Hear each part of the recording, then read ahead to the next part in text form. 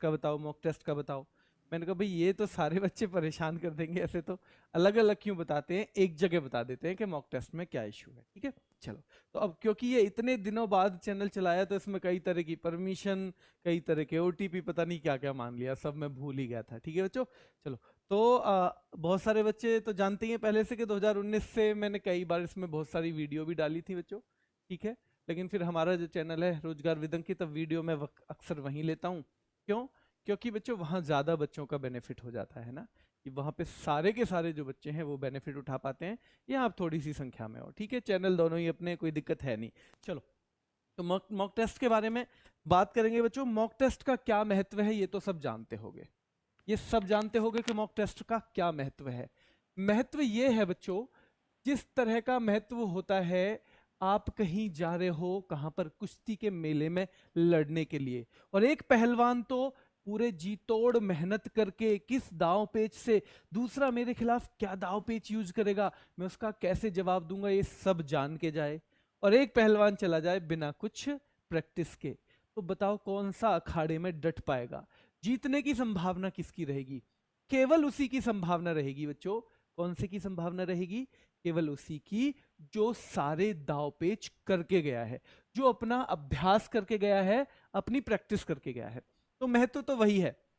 Plus एक तो ये कि अभ्यास आप कर लेते हो, दूसरा गलतियां वहां जाके नहीं करते।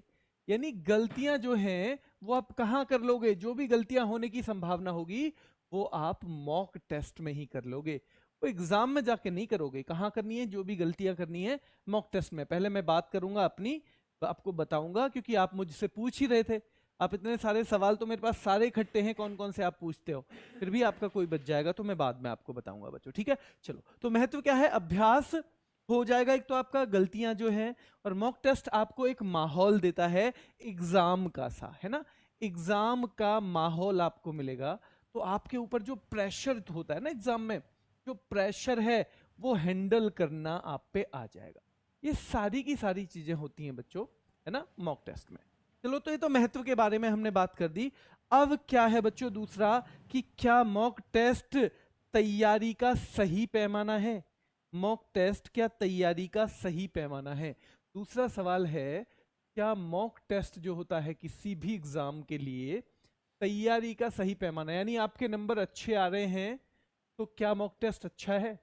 बच्चों, क्या आपके नंबर अच्छे आ रहे हैं तो मॉक टेस्ट अच्छा है आपका, यानी तैयारी अच्छी है, और क्या आपके नंबर अच्छे नहीं आ रहे तो तैयारी अच्छी नहीं है?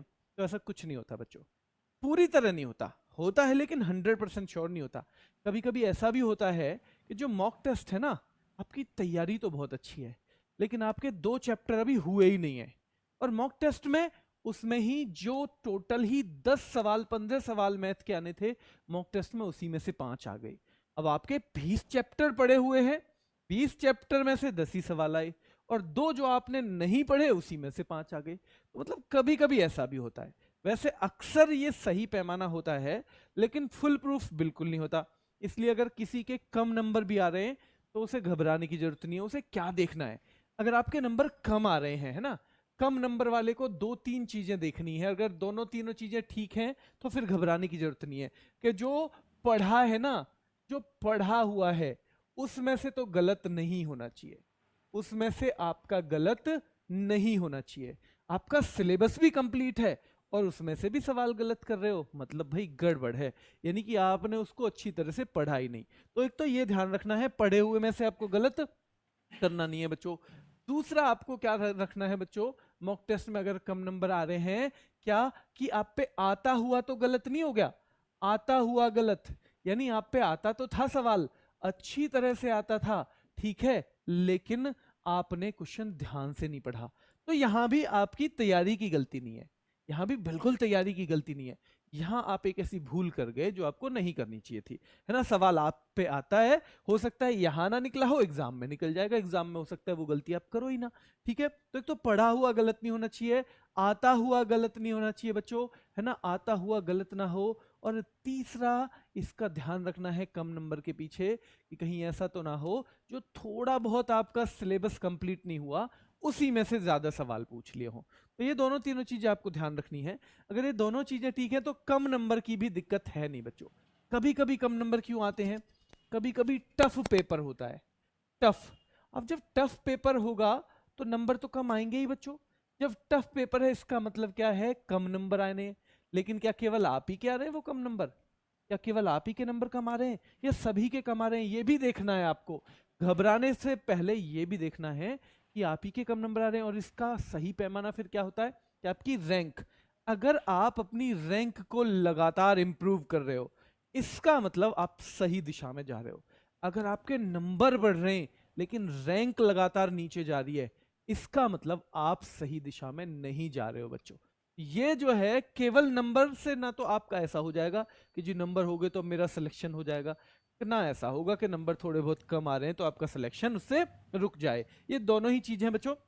तो दोनों तीनों चीजें पहले ये देखो, फिर अगला सवाल नहीं, 5-7 मिनट की और बात है, मैं बताऊंगा फिर आपसे पूछूंगा किस तरह से करें बच्चों। क्या सॉल्व, किस तरह करना है सॉल्व, सॉल्व करने का तरीका मॉक टेस्ट को।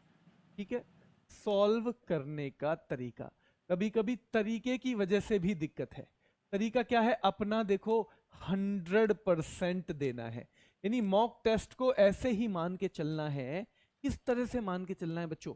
मॉक टेस्ट को इस तरह से मान के चलना है कि जैसे मॉक टेस्ट है ना मेरा, ये बिल्कुल एग्जाम है, उसी माहौल में, बिल्कुल उसी सीरियसनेस, उसी गंभीरता के साथ। एक तो है ना सही तरीका ही है, दूसरा ध्यान से पढ़ना है। ध्यान से, अगर आपने ध्यान से पढ़ने की आदत पेपर में डाल ली तो मैं बता रहा हूं आपके 2 से लेके 4 सवाल एक्स्ट्रा सही होंगे। एक्स्ट्रा क्यों? क्योंकि 3 से 4 सवाल हम हमेशा पेपर में गलत करके आते हैं। केवल किस वजह से? केवल ध्यान से ना पढ़ने की वजह से। कहीं कहीं लास्ट में नहीं आता है, हम उसे पढ़ते ही नहीं है। कहीं कहीं लास्ट में क्या पूछता है? करेक्ट है, हम उसे करेक्ट है की जगह इनकरेक्ट है पढ़ जाते हैं।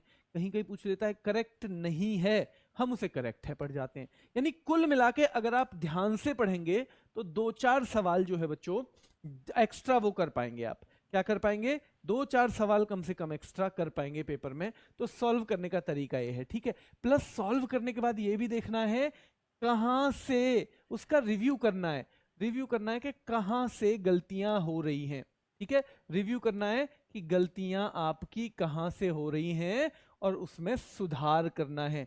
और सुधार करने के लिए अभी आप ऐसा कर सकते हो, क्या कर सकते हो कि 1 घंटा रोजाना अलग से, 1 घंटा रोजाना अलग से इस मॉक टेस्ट में मेरी जहां जहां गलतियां हुई वहां के लिए मैं रोजाना 1 घंटा अलग से निकालूंगा।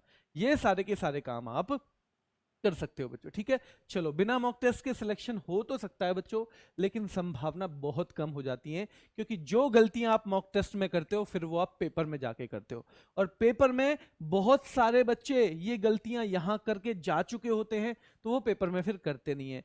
और जो पेपर में गलती नहीं करेगा ना, उसके सिलेक्शन की संभावना दूसरे से 200% वैसे ही ज्यादा हो जाती है। तो ध्यान रखना है, 100% देना है, ध्यान से पढ़ना है पेपर को, रिव्यू करना है कहां पे गलतियां हुई हैं। अगर वो सिलेबस अभी तक पढ़ा ही नहीं है तो उसको पढ़ेंगे हम, अभी टाइम बचा हुआ है। और अगर पढ़ लिया है तो उसका थोड़ा सा रिवीजन पे ध्यान देंगे, क्योंकि गलतियां हमारी अभी भी हो रही हैं बच्चों। ठीक है, तो ये सुधार करना है, ये 2-3 चीजें आपको देखनी है। ध्यान से पढ़ना है, प्रश्न अंत तक, है ना।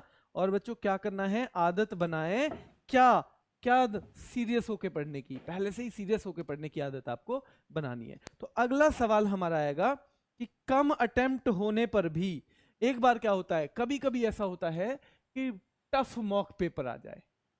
टफ, तो हमारी क्या आदत होती है?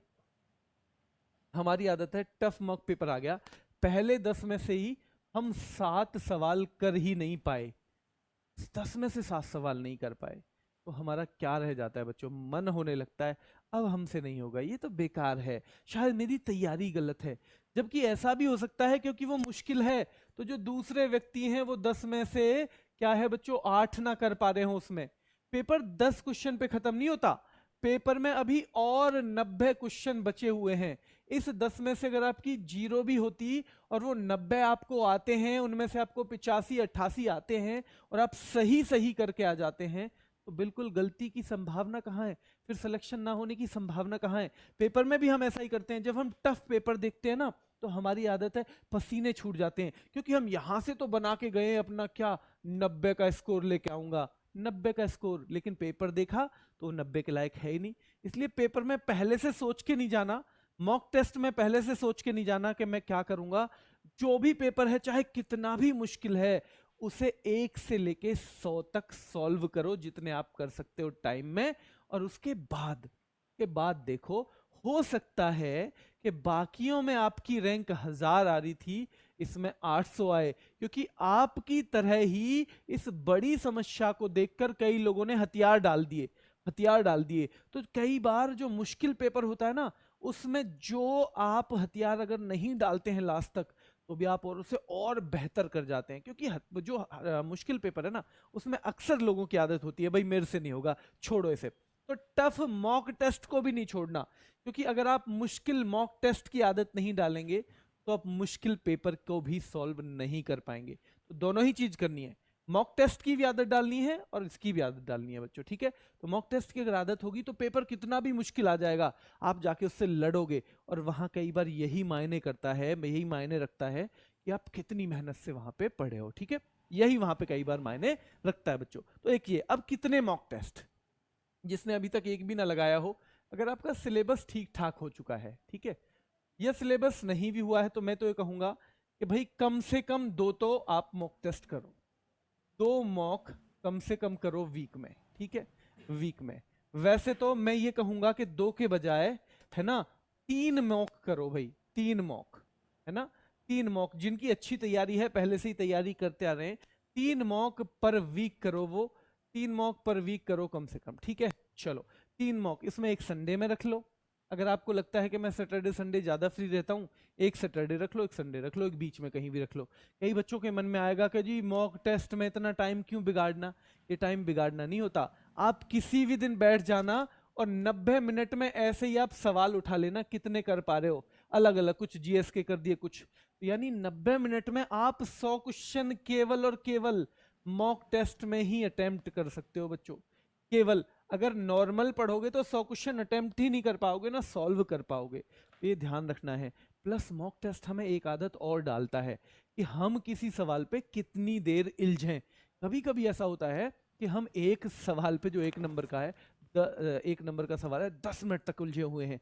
और अगर आप 10 मिनट तक एक सवाल पे उलझे हुए हो ना, तो बाकी जो 99 सवाल बचेंगे उसके लिए आपको 10 मिनट कम मिलेंगी। और जब 10 मिनट कम मिलेंगी तो